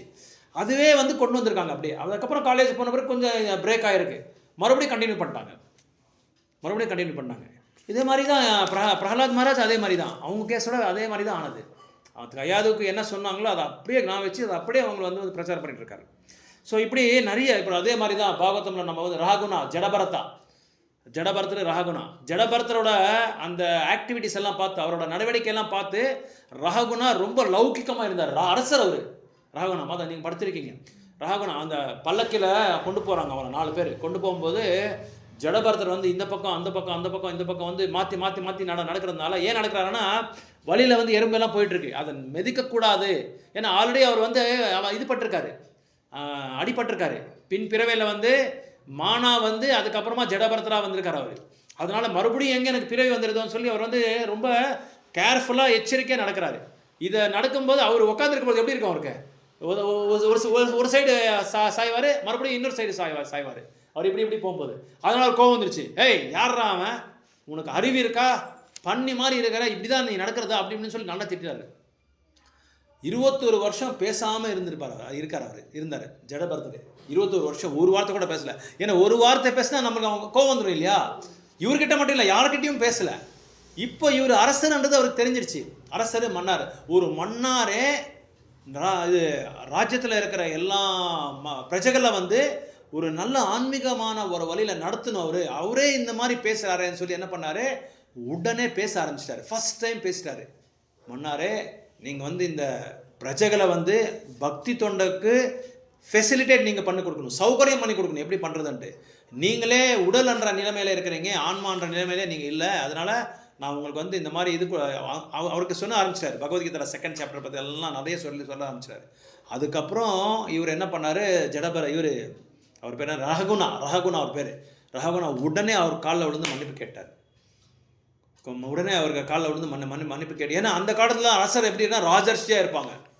ராஜர்ஷியனா ராஜா ப்ளஸ் ருஷி, அரசராகவும் இருப்பார், மன்னாராகவும் இருப்பார், எல்லாருக்கும் பாதுகாப்பும் கொடுப்பாரு. அதே மாதிரி ரிஷியாகவும் இருப்பார். ரிஷியனா பரீட்சித் மாதிரி எல்லா ஆத்ம ஞானமும் தெரிஞ்சு வச்சுருப்பாங்க. அப்படி இருக்கப்பட்ட ஒரு நபர் வந்து எப்படி இருக்காருன்னா, முழுக்க வந்து லௌகிகமான ஒரு வாழ்க்கையில் வந்து நல்லா ஆழ்ந்து போயிட்டுருக்காரு. அதனால தான் இவருக்கு வந்து எப்படியாவது இவருக்கு வந்து ஆத்ம ஞானத்தை கொடுக்கணும்னு சொல்லி இவர் சொல்ல ஆரம்பிச்சிட்டார். ஸோ அதனால தான் பிரபுபாத் கூட 22nd அவென்யூ நியூயார்க்கில் அப்போது நிறைய பேர் வந்து இன்டெலிஜென்ட் பர்சன்ஸ் எல்லாம் வந்திருக்காங்க, காலேஜ் பசங்களாம் வந்திருந்தாங்க. அவர் பேர் வந்து ஹார்வர்டு, கீத்து, ருஸ்வெல், இவங்கெல்லாம் பெரிய யூனிவர்சிட்டியில் படித்தவங்க. இவங்கெல்லாம் படிச்சுட்டு கிளாஸ் எல்லாம் கேட்டுட்டு எல்லோரும் போன பிறகு பிரபுபாத் கிட்ட மறுபடியும் உள்ளே போவாங்களாம். போயிட்டு நீங்கள் எப்படி இது பக்தர் ஆகிட்டீங்க, நீங்கள் வந்து இந்தியாவில் இருந்தது, நீங்கள் இது நீங்கள் இந்த பக்தி சேவைக்கு எப்படி நீங்கள் வந்தீங்க, என்ன உங்களோட மாற்றம், என்ன உங்களோட திருப்பம், என்ன எங்கே திருப்பமாச்சு உங்களுக்கு அப்படின்னு சொல்லி ஆர்வமாக இவங்களாம் கேட்டுட்டு இருந்தாங்க. அதாவது சீடரோட முக்கியமான ஒரு இது என்னென்னா, எப்படி நீங்கள் பக்திக்கு வரது, எப்படி வந்தாங்கன்னு சொல்லி அது தெரிஞ்சுக்கிட்டா இவங்களும் அந்த அடைச்சடைகளை வந்து இவங்க ஃபாலோ பண்ணலாம் இல்லையா. அது வந்து ரொம்ப முக்கியமான ஒரு டர்னிங் பாயிண்ட் நம்ம பக்தியில். ஸோ அதனால் அந்த பிரபுபாத் வந்து ஒரு தடவை பிரபுபாத் கூட பாருங்கள், அந்த டைமில் தான் பண்ண அந்த மிஸ்டேக்ஸ், நான் ஃபஸ்ட்டு சொன்னேன் ஃபோக்கஸ் இதில் பண்ணுங்கள். அந்த ஒரு குருநாதரும் ஒரு சீடர்களும் ஒரு பக்தர்களும் என்ன பண்ணுவாங்க, அவங்க பண்ண மிஸ்டேக்ஸை வந்து சொல்கிறாங்க. என்றைக்குமே அதை வந்து மறைக்கிறது இல்லை. மறைச்சிட்டு நான் ஒரு பெரிய பக்தர், நான் ஒரு தூய்மையான பக்தர், நான் எதுவும் மிஸ்டேக்ஸே பண்ணல, நான் வந்த லைன் வந்து பக்கா லைனு, கன்ஃபார்மாக நான் எந்த மிஸ்டேக்ஸும் பண்ணாமல் நான் பக்தர் ஆகிட்டேன் அப்படின்னு சொல்லி யாருமே பிரபுபாதரே சொல்லிக்கல. அப்படி பிரபுபாதரோட மிஸ்டேக்ஸை சொன்னாங்க. ஆக்சுவலாக பிரபுபாதருக்கு வந்து ஒரு பெண்ணை பார்த்தாங்க. அந்த பெண்ணை அவங்க அப்பா பார்த்தது கல்யாணம் பண்ணிக்கிறதுக்கு. பிரபுபாத் என்ன சொன்னார், அந்த பெண்ணு வந்து அவங்க வீட்டுக்கு வந்து எல்லாம் பேசுகிற பேர் என்ன சொன்னார் சொல்கிறார் பிரபுபாத் வந்து அவங்க அப்பாவுக்கு, அப்பா எனக்கு இந்த பெண் வேண்டாம், பக்கத்து வீட்டில் ஒரு பெண் நல்லா இருக்கு, அந்த பெண்ணை நம்ம கல்யாணம் பண்ணிக்கிறோம். இதெல்லாம் பிரபுபாத் சொல்லியிருக்காரு. அவர் சொல்லவே நமக்கு தெரியாது இல்லையா. ஆனால் பிரபுபாத் சொல்லாமே இருந்திருக்கலாம். பிரபுபாத் சொல்லாமையே அப்போ நம்மலாம் என்ன நினைக்கிறோம், வர்றா பிரபுபாதருக்கு இந்த மாதிரி பெண்கள் மேலே ஒரு இது இருந்தது அப்படின்னு சொல்லி நம்ம நினைக்கலாம். ஆனால் அப்படி நினைக்கக்கூடாது நம்ம. ஏன்னா இவங்க வந்து யார், பகவானோட தூய்மையான பக்தர்கள் இவங்க. பகவானோட ஏன் அவர் சொல்லிக்கிட்டாங்கன்னா, நான் கூட மிஸ்டேக் பண்ணியிருக்கேன், நான் கூட மிஸ்டேக் பண்ணேன். அது மட்டும் இல்லாமல் இந்த பெண்ணை திருமணம் ஆன பிறகு இந்த பெண் எனக்கு வேண்டாம்னு சொல்லி அப்பா போய் சொல்கிறாரு, நான் 2வது கல்யாணம் பண்ணிக்கிறேன். பிரபுபாதரை இது சொல்லனா நான் தெரிஞ்சிருக்காது. ஆனால் ஏன் இது பிரபுபாத் சொன்னார்னா, ஐ accepted my mistakes, I did my mistake, நான் தவறுகள் நான் செஞ்சுட்டேன், ஆனால் அந்த தவறுகள் நீங்கள் செய்யக்கூடாதுன்றதான் நான் இங்கே சொல்கிறேன். நீங்கள் அதை செய்யக்கூடாது. ஏன்னா பிரபுபாதர் எதுக்காகனா நம்மளுக்கு ஒரு குணப்பாடத்தை சொல்கிறதுக்காக தான் அப்படி சொல்கிறாங்க. இப்போது இவங்க வராங்க, சித்திரகேத்து மகாராஜ் 6th கேண்டலில் வரும்னு நினைக்கிறேன். சித்திரகேத்து மகாராஜ் வந்து சிவபெருமாள் வந்து பார்வதி மடி மேலே உட்காந்துட்டு படுத்துட்டு இருக்கும்போது அவர் ஹேளனையாக பேசிடுறாரு, கேலி பண்ணிடுறாரு. என்ன நீங்கள் இவ்வளோ பெரிய வைஷ்ணவர், நீங்கள் உயர்ந்தமான வைஷ்ணவானாம் எத்தா சம்பவம் சொல்கிறாரு, நீங்களே போய் அம்மா பார்வதி மடியில் நீங்கள் படுத்திருக்கீங்களே எப்படின்னு சொல்லி சொன்ன உடனே பார்வதிக்கு ரொம்ப கோபம் வந்துடுது. கோவம் வந்த உடனே பார்வதி வந்து அவரை சபிச்சிடுறாரு, நீ வந்து ஒரு அரக்கனாயிடு அப்படின்னு சொல்லி அவரை வந்து சபிச்சிடுறாரு. அவரை சபித்த உடனே என்ன பண்ணுறாரு, இவருக்கு கோவம் வரல. சித்திரகேத்து வந்து உயர்ந்தமான பக்தர், என்ன பார்வதி நீங்கள் என்ன இப்படி பண்ணிட்டீங்களா, அப்படி சொல்லிட்டீங்களா, நான் சிவபெருமானுக்கு உயர்ந்தமான நண்பர் தெரியுமா, அவனுக்கு என்னோட க்ளோஸ் ஃப்ரெண்டு. அதனால் இப்போ க்ளோஸ் ஃப்ரெண்ட்ஸே நீங்கள் பார்த்துருப்பீங்க இல்லையா, ஒருத்தருக்கு ஒருத்தர் வந்து அவங்க திட்டிக்குவாங்க, இவங்க திட்டுவாங்க, அவங்க கேலி பண்ணுவாங்க, இவங்களை கேலி பண்ணுவாங்க, இந்த மாதிரிலாம் இருக்கும். ஆனால் இவர் அந்த மாதிரி ஒன்றுமே சொல்ல, ரியாக்ட் ஆகலை. இவர் யார், சித்திரகேது ரியாக்ட் ஆகாமல் என்ன சொன்னார், மாதா பார்வதி மாதா அவர் வணங்கிட்டு, நீங்கள் எனக்கு இந்த கொடுத்த சாபத்தை நான் வந்து ஏற்றிக்கிறேன், எனக்கு ரொம்ப ரொம்ப குணப்பாடத்தை நீங்கள் சொல்லி கொடுத்தீங்க, ஸோ நான் வந்து ஏற்றிக்கிறேன்னு சொல்லி அவருக்கு என்ன பிறவி வந்து தெரியுமா, விருத்தாசுரனோட பிறப்பு வந்தது. ஒரு அரக்கனோட பிறப்பு அவர் எடுத்தாங்க, விருத்தாசுரா. இது வந்து விருத்தாசுரனுக்கு இந்திரனுக்கு வந்து போர் நடக்குது. அந்த போரில் வந்து விருத்தாசுரனை வதம் பண்ணிடுறாரு இந்திரர் வந்து லௌகிகமாக பௌத்திகமாக வந்து அவர் வெற்றியை பார்க்குறாரு. ஆனால் விருத்தாசுரர் வந்து தன்னோட உடலை விட்டு நேராக பகவான்கிட்ட போயிடுவார். ஸோ ஏன் இது சொல்கிறேன்னா, அவர் இங்கே வந்து தன்னோட புத்தியை வந்து அறிவை வந்து யூஸ் பண்ணுறாரு. சித்திரகேத்து வந்து தான் வந்து அவருக்கு அவரோட கேள்விக்கு பதில், அவரோட சாபத்துக்கு வந்து இவர் வந்து எதிர்க்காமையே பக்தராக இருந்து நான் என்ன பண்ணணும்னு சொல்லி யோசனை பண்ணி அதுக்கப்புறம் அவரோட சாபத்தை வந்து ஏற்றிக்கிட்டார். அவர் சாபத்தை ஏற்றிக்கிட்டு மறுபடியும் பகவானோட லோகத்துக்கு போகிறதுக்கு வந்து எல்லா தயாரிப்பும் அவங்க பண்ணிக்கிட்டாங்க. ஸோ ராமாயணம் கூட நம்ம பார்க்கலாம். ராமாயணம் கூட விஸ்வாமித்திரர் வந்து லக்ஷ்மணனை வந்து அழைச்சிட்டு போயிடுறாரு தசரதர் கிட்டவா. ஏன்னா அங்கே நிறைய அரக்கனங்க வந்து அவங்க வந்து யக்ன ஹோமம் பண்ணுறதுக்காக அவங்க வந்து இது கொடுத்துட்ருப்பாங்க, நிறைய தொந்தரவு கொடுத்துட்ருப்பாங்க. அதனால் லக்ஷ்மணனை போய் அவங்கள வதம் பண்ணுறதுக்காக அழைச்சிட்டு போகும்போது போகிற வழியில் ஒரு லக்ஷ்மணன் கூட கேட்குறாரு, விஸ்வாமித்திரன் கேட்குறாரு, நீங்கள் எப்படி இந்த பக்திக்கு வந்தீங்க, எப்படி நீங்கள் இதை அடைஞ்சிங்க, எப்படி இந்த மாதிரி நீங்கள் பிராமணம் ஆகிட்டீங்க, எப்படி நீங்கள் பரிபக்குவத்தை அடைஞ்சிருக்கீங்க, எப்படி நீங்கள் அன்பை அடைஞ்சிருக்கீங்க பகவானோட அன்பை, இதெல்லாம் அவர் கூட கேட்குறாங்க, லக்ஷ்மணன் கூட கேட்குறாங்க. அந்த மாதிரி ஆர்வம் வேணும்னு சொல்கிறாங்க. ஸோ அதனால் பிரபுபாதர் கூட தன்னோட பாலியலில் என்னென்ன பண்ணாங்களோ அதெல்லாமே சொன்னாங்க. அதெல்லாம் சொன்னால் தான் அவங்க வந்து பக்தர்கள் ஏற்றுக்குவாங்க. பக்தர் ஏன்னா பிரபுபாதர் இவ்வளோ பெரிய உலகத்துக்கே பெரிய சன்னியாசி, ஒரு உயர்ந்தமான வைஷ்ணவர், இவரே தன்னோட தவறுகள் எல்லாமே சொல்கிறாங்களே, சொல்லிக்கிட்டாரே, அது ரெக்கார்ட் ஆயிடுச்சே. அதே மாதிரி வியாசதேவர் தன்னோட பண்ண தவறு எல்லாமே ரெக்கார்ட் பண்ண மாதிரி எல்லாமே சொல்லிட்டாங்க, க்ளீனாக சொல்லிட்டாங்க அவங்க. ஸோ அந்த மாதிரி 7th கேண்டில் கூட நீங்கள் பார்க்கலாம். யுதிஷ்ட மகாராஜ் நாரத மகாமுனி வந்து யுதிஷ்ட மகாராஜுக்கு சொல்லும்போது நாரதரே ஏற்றிக்கிட்டாரு. நான் வந்து உபபர்ணாவாக இருந்தேன். அவரோட பின்பிரிவு வந்து உபபர்ணா, தாசிபுத்திரனுக்கு முன்னாடி பேர் வந்து உபபர்ணாவாக இருக்கும்போது நான் என்ன செஞ்சேன், பெண்கள் கூட போய் நான் என்ன பண்ணேன், தேவர்கள் முன்னாடி நான் வந்து பாட்டு பாடினேன், ஒரு ப்ரோக்ராம் கொடுத்தேன், ஒரு நிகழ்ச்சி கொடுத்தேன். அந்த நிகழ்ச்சி கொடுக்கும்போது நான் என்ன பண்ணேன், சினிமா பாட்டு பாடிட்டேன், லௌகீகமாக நான் பாடிட்டேன்.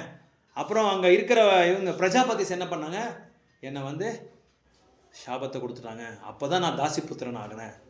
அவர் வந்து இதை வந்து மறைக்க வைக்கல. ஏன்னா நான் பெரிய நாரத முனி, நான் வந்து பெரிய ரிஷி, இது ஏன்னா தேவர்ஷி, நான் இது சொல்லாமல் நான் மறைச்சிடணும்னு சொல்லி எதுவுமே முயற்சி பண்ணல. இருக்கிறது உள்ளது உள்ளபடியே சொல்லிட்டார். இதுதான் பக்தரோட உண்மையான ஒரு குவாலிட்டிஸு. அதே மாதிரி நீங்கள் பார்க்கலாம், பிரம்மா வந்து தன்னோட மானசீக புத்திரி, தன்னோட பெண் பின்னாடியே ஓடினாங்க. அதே மாதிரி சிவபெருமாள் தன்னோட பக்தர்கள் எல்லாமே உட்காந்துருக்காங்க, அருகிலே உட்காந்துருக்காங்க. மோகினி பின்னாடி ஓடினார், எனக்கு மோகினி வேணும்னு சொல்லி. அப்படின்னு சொல்லி நம்ம என்ன நினைக்கணும், என்னடா சிவபெருமாளே அப்படி ஓடுறாரு, நம்ம கூட தப்பு பண்ண ஒன்றும் தப்பு இல்லையே. பிரம்மா ஓடினாரே அவர் பின்னாடி, பெண்ணு கூட அவங்க பொண்ணு கூடயே பின்னாடி ஓடினாரே, அதுக்காக நம்மளும் அப்படி பண்ணலாமான்னு சொல்லி நம்ம நினைக்கக்கூடாது.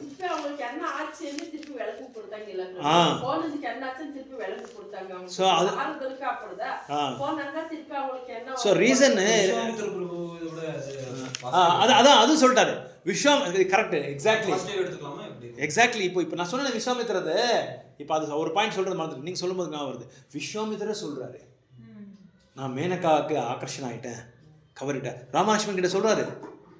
இப்போ நீங்கள் சொல்லும்போது எனக்கு நான் வருது, நான் இந்த மாதிரி மேனகாக்கு ஆகர்ஷன் ஆகி என்னோட கோபத்தினால, என்னோட காமத்தினால, காம ஏஷ குரோத ஏஷ ரஜோகுண சமுத்பவகான்னு சொல்லி ஒரு ஸ்லோகா வருது 2nd அத்தியாயத்தில். கிருஷ்ணர் சொல்கிறார், அந்த மாதிரி நானும் வந்து காமத்துக்கும் குரோதத்துக்கும் வந்து நான் ஆகர்ஷன் ஆகிட்டேன். விஸ்வாமித்திரே சொல்கிறாரு, இதெல்லாமே சொல்கிறார் அவர்கிட்ட. இந்த மாதிரியெல்லாம் ஆயிடுச்சு. அதுக்கப்புறமா தான் நான் வந்து பக்தி தொண்டை வந்து நான் கடைப்பிடிச்சேன் அப்படின்னு சொல்லி சொல்கிறாங்க.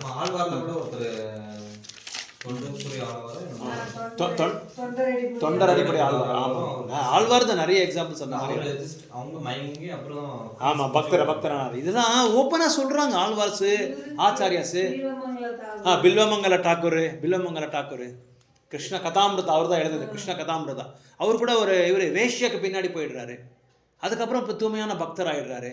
இதெல்லாமே எதுக்காகன்னா நம்மளுக்கு வந்து ஒரு குணப்பாடத்தையும் சொல்கிறாங்க.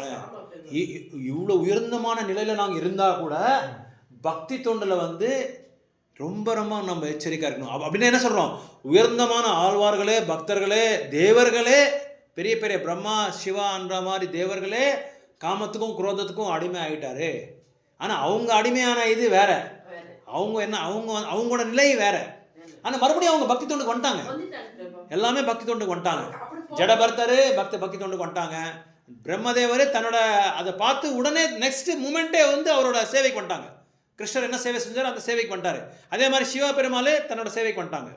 அதே மாதிரி விஸ்வாமித்திரர் தன்னோட பக்தி தொண்டுக்கு வந்துட்டாங்க, உடனே வந்துட்டாங்க அப்படியே. ஸோ இதெல்லாமே நம்மளுக்கு என்ன சொல்கிறாங்கன்னா, உயர்ந்தமான நிலையில் இருக்கிற பக்தரோட அவரோட கத்தியே இப்படி இருக்குது. இந்த மாதிரி கடிமை ஆகிடுவாங்க, காமக்குரோதுக்கு அடிமை ஆகிடுவார். நீங்கள் ரொம்ப எச்சரிக்கை. நம்ம எல்லாம் என்ன ஒரு தூசி கூட இல்லை. அவங்க என்ன சொல்கிறது, அவங்களோட விரல் இருக்கு இல்லையா, கால் விரலில் இருக்கிற அந்த நைல்ஸ்க்கு என்ன சொல்கிறீங்க, நகம் நகத்துக்குள்ள நிறைய அந்த இது இருக்கும், தூசி இருக்கும். அந்த ஒரு தூசி கூட நம்ம சமானம் இல்லை. ஸோ அதனால் இது இன்னொன்று, பகவான் என்ன பண்ணுறாங்கன்னா, சில பேருக்கு எல்லாமே இருக்கிறதெல்லாம் எடுத்துடுவாங்க. சில பேருக்கு இருக்கிறத என்னென்ன வேணுமோ எல்லாமே கொடுத்துருவாங்க, நிறைய கொடுத்துருவாங்க. அதை சொல்கிறாங்க. இந்த இது 3 விஷயங்களை வந்து நம்ம நல்லா புரிஞ்சுக்கணுமா. பிரபுபாதர் சொல்கிறார், ஒரு இடத்துல சொல்கிறாரு, ஒரு பக்தர் சொல்கிறாரு என்னன்னா, டோன்ட் டூ டிஸ்கிரிமினேஷன் லைக் பிரம்மான். அதாவது வேறுபடுத்தி பார்க்கக்கூடாது. ஒரு பக்தரையும் இந்த மாதிரி அவர் அந்த மாதிரி இவருன்னு சொல்லி நம்ம டிஸ்கிரிமினேட் பண்ணக்கூடாது, வேறுபடுத்தக்கூடாது, அவரை டிஸ்டிங்கிஷ் பண்ணக்கூடாது. இவர் அப்பேற்பட்டவர், இவர் அப்பேற்பட்டவர், இவர் அந்த மாதிரி, இவரோட குணம் அப்படி, அவரோட குணம் இந்த மாதிரி, இவர் இப்படி, அவர் அப்படின்னு சொல்லி நம்ம வந்து என்ன சொல்கிறது, டிஃப்ரென்ஷியேட் பண்ணக்கூடாது, வேறுபடுத்தக்கூடாது. அடுத்தது வந்து மினிமைசிங் த பொசிஷன். அவங்களோட நிலையில் வந்து கீழ்மட்டமான தாழ்ந்த நிலையில் அவங்கள பார்க்கக்கூடாது. ஒருத்தர் உயர்ந்தமான நிலையில் இருக்காருன்னா அவங்களோட, அதே மாதிரி சிவாவை வந்து உயர்ந்தமான நிலையில் இருக்கார் சிவா, அவரை வந்து தாழ்ந்த நிலையில் நம்ம வச்சு பார்க்கக்கூடாதுன்னு சொல்லி சொல்கிறாரு. மூணாவது என்ன சொல்கிறாங்கன்னா, learn from the mistake and be கேர்ஃபுல்னு சொல்லி சொல்கிறாங்க. அந்த என்ன மிஸ்டேக் நம்ம பண்ணியிருக்கோமோ அந்த மிஸ்டேக்லேருந்து நம்ம வந்து கற்றுக்கணும். என்ன மிஸ்டேக் பண்ணியிருக்கோன்றது வந்து நம்ம கற்றுக்கணும், அதை அனலைஸ் பண்ணணும், அது பரிசீலனை பண்ணி கற்றுக்கிட்டு இந்த மாதிரி மறுபடியும் இந்த மிஸ்டேக் வந்து நம்ம ரிப்பீட் பண்ணக்கூடாது. அதுக்கப்புறம் எப்படி வந்து நம்ம அன்பை வந்து அடையணும்னு சொல்லி நம்ம பார்க்கணும்னு சொல்லி இந்த 3 விஷயத்த சொல்கிறாங்க. ரொம்ப ரொம்ப முக்கியமான ஒரு விஷயம். ஸோ இந்த மாதிரி யயாதி, ஷர்மிஷ்டா, அதுக்காக நீங்கள் கேள்விப்பட்டீங்க. யயாதி, ஷர்மிஷ்டா, தேவயானி. ஷர்மிஷ்டாவும் தேவயானிக்கு வந்து சண்டை வந்துடுது. ஷர்மிஷ்டா, தேவயானி. ஷர்மிஷ்டா வந்து தேவயானி வந்து சுக்ராச்சாரியோட பொண்ணு. சுக்ராச்சாரி யார்? அரக்கணங்களுக்கு எல்லாமே இவர் குரு. அவர் தேவர்கள் குரு யார்? ப்ரஹஸ்பதி. ஸோ இந்த அரக்கணங்களுக்கு குரு இந்த சுக்ராச்சாரியோட பொண்ணு பேர் தான் தேவயானி. இந்த தேவயானி வந்து பிராமணோட பொண்ணு, ஷர்மிஷ்டா வந்து சத்திரியரோட பொண்ணு. ஸோ 2 பேரும் என்ன பண்ணுறாங்க, ஒரு நதி குளத்துக்கு போகிறாங்க, அங்கே குளிக்கிறாங்க. குளிக்கும்போது ஷர்மிஷ்டா என்ன பண்ணுது, தேவயானி ஷர்மிஷ்டா வந்து தேவயானோட ஆடைகளை எடுத்து போட்டுக்கிறா. தேவயானிக்கு கோபம் வந்துடுது, நான் ஒரு பிராமணா, நீ ஒரு சத்திரியா, என்னோட ஆடைகளை நீ போட்டிருக்கியான்னு சொல்லி சண்டை போடுறாங்க 2 பேரும்.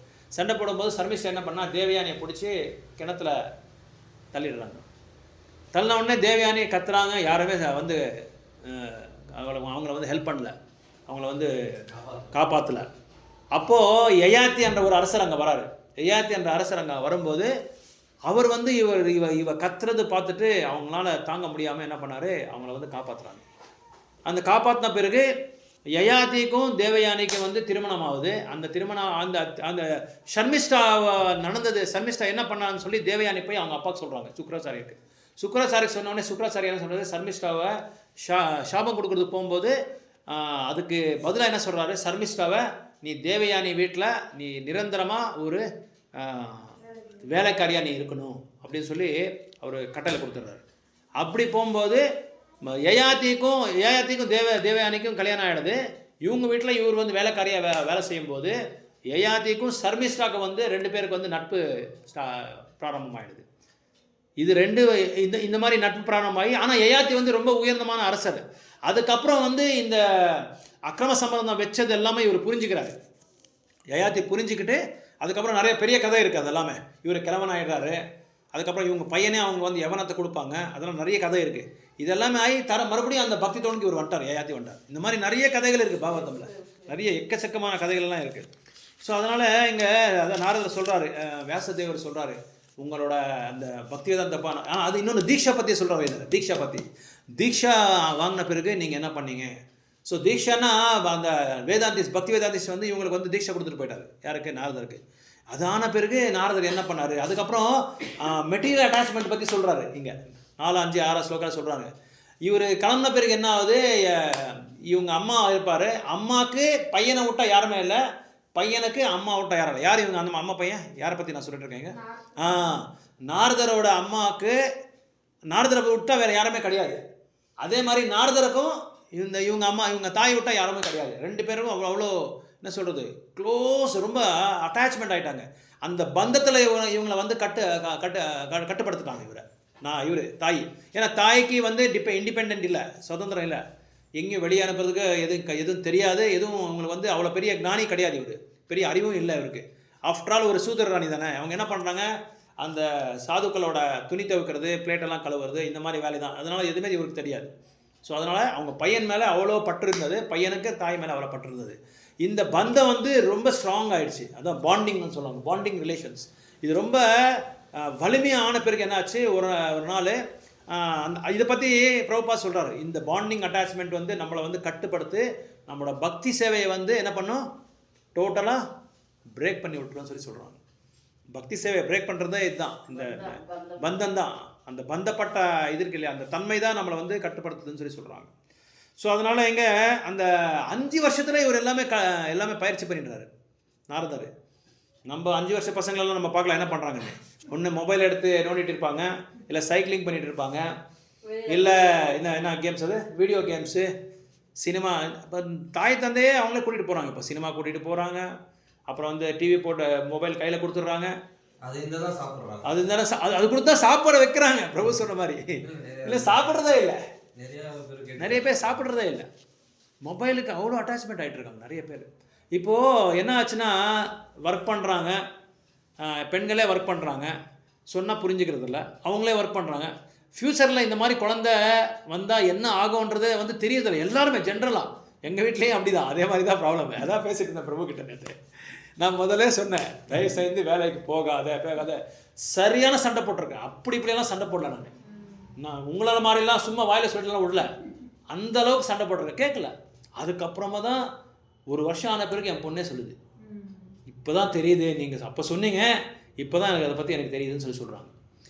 எவ்வளோ நம்ம சம்பாதிக்கிறோமோ அந்த அளவுக்கு பெரிய பர்டனை நம்ம விலையை கொடுத்து வாங்குகிறோம். குழந்தைங்களை சரியாக பார்த்துக்க முடியாது. குழந்தை நம்ம பார்க்குற மாதிரி மற்றவங்களை கொடுத்தா பார்க்குறதில்ல. ஏன்னா குழந்தைங்களுக்கு சொல்கிறாங்க ஒரு 3 வகையான அன்பை நம்ம கொடுக்கணுமா. ஒன்று அன்கண்டிஷனல் லவ். குழந்தைங்களுக்கு எதுவுமே கண்டிஷன் போடாமல் அவங்கள நம்ம காதலிக்கணுமா குழந்தைங்கள. First quality. Second quality access to good knowledge to grow in life. அதாவது அவங்களுக்கு நம்ம சௌகரியத்தை கொடுக்கணும். எதுக்கு? அறிவை அடையிறதுக்கு. என்ன அறிவு அடையிறதுக்கு? ஆன்மீகமான அறிவை அடையிறதுக்கு அவங்களுக்கு எல்லாம் ஃபெசிலிட்டேஷன் நம்ம கொடுக்கணும். ஃபெசிலிட்டேஷன் என்ன அர்த்தம்? இப்போ பிரபுபாதருக்கு என்ன பண்ணார் அப்பா? 5 வருஷத்துலேயே ராதா கோவிந்தா கோயிலுக்கு கொண்டு போயிட்டே இருந்தார். டெய்லி கூட்டிகிட்டு போயிடுவார். அந்த மாதிரி நம்ம வருஷம் ஒரு வாரத்துக்கு 3 நாள் 4 நாள் குழந்தை கோயிலுக்கு கொண்டு போயிட்டே இருக்கணும். அதுக்கப்புறம் கோயிலில் அபிஷேகத்தை பார்க்க வைக்கணும், கீர்த்தனை கேட்க வைக்கணும், சாண்டிங் பண்ணுறது அவங்க பண்ணுறதில்ல. சாண்டிங்க யாராவது சாண்டிங் அவங்க நடுவில் உட்கார வைக்கணும் அவங்கள.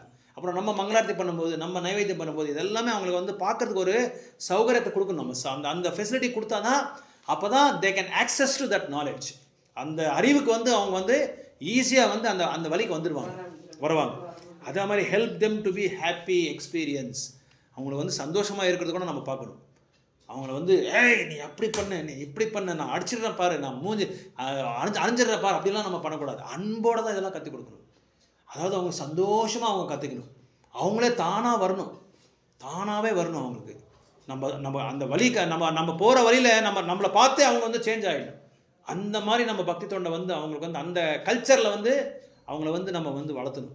இது ரொம்ப முக்கியமானதுன்னு சொல்கிறாங்க. இந்த 3 ரொம்ப இதான் ஹார்ட் டச்சிங். அப்புறம் நம்ம என்ன ஆகிறோம், இமோஷனல். அப்புறம் என்னாச்சுன்னா இந்த நாரதருக்கு அம்மாவுக்கு அந்த இமோஷனால் வெளியே வர முடியல. நாரதரால் வெளியே வர முடியல. அம்மான்னு சொல்லி இவர் பையன் சொல்லி இவங்க 2 பேர் அந்த இமோஷனுக்கு என்ன சொல்கிறீங்க தமிழில் எனக்கு தெரியல, ரொம்ப நல்லா இருக்கு அந்த வேர்டு, மறந்துட்டேன் நான். அந்த இமோஷனில் அவங்களால வெளியே, அதாவது அந்த தாய் பாசம் அப்புறம் பையனோட பாசம், அந்த பாசத்தினால வாத்சல்ய ரசத்தில் 2 பேரையும் கட்டுப்படுத்திட்டாரு. வெளியே வரவே முடியல அவங்க. இதை இந்த பாண்டிங் ரிலேஷன்ஸை என்ன பண்ணார் கிருஷ்ணர் பகவானே கட் பண்ணி விட்டார். அது கட் பண்ணி விட்ட உடனே நாரதருக்கு நாரதர் கிருஷ்ணரை நிந்திக்கல. கிருஷ்ணரை எந்த விதமான ஒரு கருத்து சொல்ல கிருஷ்ணர் மேலே விரோதமாக. நீ என்ன இப்படி பண்ணிட்டேன், நான் பக்தி வேதாந்த கிருஷ்ணன் சேவ் பண்ணியிருக்கேன், எங்கள் அம்மா சேவ் பண்ணியிருக்காங்க, நான் சேவ் பண்ணியிருக்கேன், நான் உத்திஷ்ட சாப்பிட்ருக்கேன், உன்னோட சவனம் பண்ணியிருக்கேன், கதை எல்லாம் கேட்டிருக்கேன், ஏன் இப்படி பண்ணிட்டேன் அப்படிலாம் எதுவுமே நாரதர் சொல்ல. ஏன்னா Narada is a very great devotee, ரொம்ப உயர்ந்தமான பக்தர். அந்த உயர்ந்தமான பக்தர் அந்த அறிவு அவங்களுக்கு, அந்த பக்தி அவங்களுக்கு அறிவு கொடுத்துருச்சு. பக்தி நம்ம பண்ணால் பக்தி நம்மளை காப்பாற்றுமா. நம்ம பக்தி தொண்டு பண்ணிட்டா நம்மளுக்கு அறிவே இல்லாத டைமில், எப்படி நிர்ணயமே எடுக்காத சமயத்தில் அந்த பக்தி நம்மளுக்கு அறிவை கொடுக்கும். இதை இப்படி தான் நீங்கள் இந்த வழியை தான் நீ போகணும்னு சொல்லி பக்தி நம்மளுக்கு வழிகாட்டும். எப்படி இண்டிகேஷன் வருதோ, நம்ம டிராஃபிக்கில் போகும்போது இது ரெட் இது க்ரீன்னு சொல்லி உடனே நம்மளுக்கு இண்டிகேட் பண்ணி சொல்லும். நீ இப்படி இதவே வச்சு நீ பக்தி தொண்டை விட்டுறாத அப்படின்னு சொல்லி நம்மளுக்கு அது சிக்னல் கொடுக்கும். அதனால் நாரதர் அதில் ரொம்ப உயர்ந்தமான ஒரு நிலையில் இருந்ததுனால அவருக்கு அந்த பக்தி வேதாந்திஸ்ட் இருக்காங்களா அவங்க கூட இது பண்ணதுனால. அது மட்டும் இல்லாமல் அவங்க என்ன பண்ணாங்க, பக்தி வேதாந்திஸ்ட்டு அவங்கள பிளஸ் பண்ணிட்டு போயிட்டாங்க, ஆசீர்வாதம் பண்ணி. ஏன்னா நம்ம உயர்ந்தமான நிலைகளை இப்போ நம்ம பக்தி தொண்டு பண்ணிகிட்டு இருக்கோம், இப்போ நம்ம சத்சங்கத்தில் இருக்கோம்னா அது காரணம் 2 காரணம். என்ன தெரியுமா? சாதுக்களோட வைஷ்ணவோட பிளெஸ்ஸிங்ஸ்னால தான். அவங்களோட ஆசீர்வாதம், அவங்களோட அருள் இல்லைன்னா நம்ம எதுவுமே செய்ய முடியாது. அதுக்கப்புறம் நம்ம பண்ணுற பக்தி தொண்டு, இது 2 தான் நம்மளை காப்பாற்றுமே தவிர நம்மளால் நம்ம எதுவுமே எந்த பக்தியும் நம்மளால் பண்ண முடியாது, எந்த சாதனையும் நம்ம பண்ண முடியாது. இது ரொம்ப ரொம்ப இம்பார்ட்டண்ட் இது. ஸோ அந்த இமோஷனில் வந்து நம்ம வெளியே வரணும்னா நம்மளுக்கு ஒன்று சாதுக்களோட அருள் இருக்கணும், சாது சங்கம் இருக்கணும், அவங்களோட ஆசீர்வாதம் இருக்கணும், சாது சங்கத்தில் அவங்களோட பிளெஸ்ஸிங்ஸ் இருக்கணும். அது மட்டும் இல்லாமல் நம்ம பக்தி தொண்டை வந்து சரியாக கடைப்பிடிக்காமல் இருந்தால் நம்மளுக்கு இந்த இது அந்த அந்த என்ன சொல்கிறது, அதில் நம்மளை வந்து கட்ட வச்சிடும், அந்த வாத்சரியத்தால் நம்ம கட்ட வச்சிடும். ஓகே, ஹரே கிருஷ்ணா. இன்னும் நிறைய இருக்குது, டைம் ஆகிடுது. அதனால் இது கீதா ஜெயந்தி திங்கக்கிழமை மதஜி நம்ம வந்து இது பண்ண போகிறோம், கீதா ரெஜிஸ்ட்ரேஷன் பண்ண போகிறோம். 700 ஸ்லோகம் நம்ம படிக்க போகிறோம். அதுக்கு முன்னாடியே வந்து நம்ம வந்து என்ன ஏதாவது பிளான் வச்சுருக்கீங்களா நீங்கள்? நம்ம சாயங்காலம் ஸ்லோகாஸ் படிச்சிடலாம், 700 ஸ்லோகம் நம்ம படிச்சிடலாம் அன்றைக்கி. அதுக்கு முன்னாடி ஏதாவது பிரசாதம் ஏதாவது கொடுக்கலாமா? நம்ம யாராவது பண்ணுறீங்களா? மறுபடி நீங்கள் ஏதாவது பிரசாத் మేము ఇచ్చే సోమవారం ఇక్కడే మరి వేణుగోపాల స్వామి టెంపుల్లో இங்கே பண்ணலாம். ஃபஸ்ட் டைம் பண்ணலாம் கீதா ஜெயந்தி. இப்போ பாருங்கள், ஜெய்சங்கர் வந்து 50 கண்ட்ரீஸ்க்கு பகவத்கீதாவோட அறிவை வந்து இது மெசேஜ் பண்ணியிருக்காங்க, இன்டர்நெட்டில் அனுப்பிச்சிருக்காங்க. இப்போ அப்புறம் மோடி வந்து மோடி கூட வந்து லட்சக்கணக்கான நபர்கள் வந்து அவர் கூட ஸ்லோகா சொல்ல போகிறாரு அன்றைக்கி 28ஆம் தேதி. நான் அனுப்பிச்சிருக்கேன் பாருங்கள், குரூப்பில் அனுப்பிச்சிருக்கேன் பாருங்கள். நம்ம இங்கே வந்து மூக்கட்டப்பள்ள ஃபஸ்ட் டைம் நம்ம பகவத்கீதாவோட மகிமையத்தை பற்றி நம்ம இது பண்ணலாம், இந்த வைபவத்தை நம்ம பண்ணலாம். பிரசாதம் ரெடி பண்ணணும். நீங்கள் கூட సాయంకాలం మీరు వచ్చే వాళ్ళకి మాతాజీ కొంచెం హెల్ప్ చేయండి. ఏకాదశి అన్నికి అది వేరే ఇది கொடுக்கலாம், கடலைக்கொட்டை கொடுக்கலாம், இல்லைன்னா ஏதாவது பழத்து கூட கொடுக்கலாம், ஃப்ரூட்ஸ் கூட கொடுக்கலாம். పంచామృతం செய்யலாம், வெல்லம் ஏலக்கி போட்டு పంచామృతం తెలుసు కదా మీకు. அது இல்லைன்னா நிலக்கடலை செஞ்சிடலாம், நிலக்கடலை கொஞ்சம் ದೊನ್ನ ಪ್ರಸಾದ ಕೊಡ್ತಾ போதும்.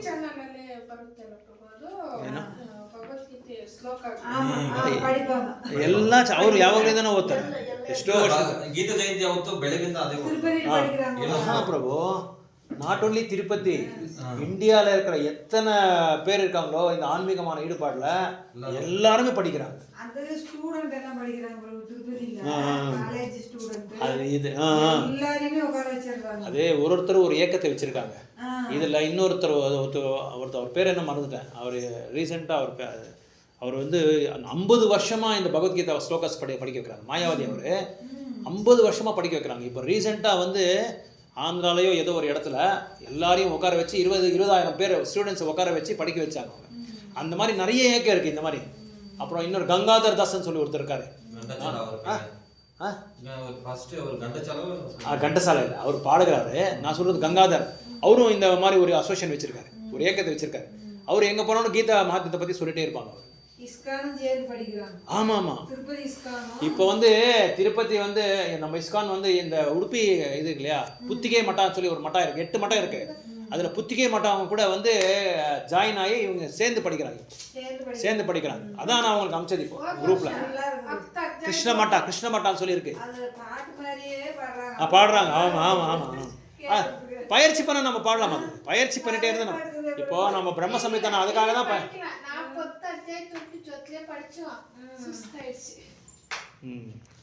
அது நம்ம டೈಲಿ பயிற்சி பண்ணிட்டா ಅದೇ ಅವ್ರ ಜೊತೆ ಹೇಳ್ಬೋದು.